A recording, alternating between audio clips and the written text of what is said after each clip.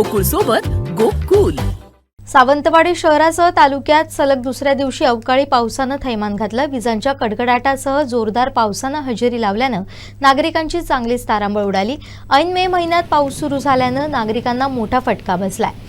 सावंतवाडीत सायंकाळच्या सुमारास मुसळधार पावसानं थैमान घातलं। वाऱ्यासह विजांच्या कडकडाटामुळे ऐन उन्हाळ्यात पावसाळी वातावरण निर्माण झालं। या शहरात रस्त्यांची कामं सुरू असल्यानं रस्ते चिखलमय बनले असून वाहने सावकाश चालवण्याचं आवाहन सामाजिक कार्यकर्त्यांनी केलंय। तालुक्यातही काही ठिकाणी पावसानं थैमान घातलंय। यामुळे शेतकऱ्यांसह सामान्यांचं मोठं नुकसान झालंय।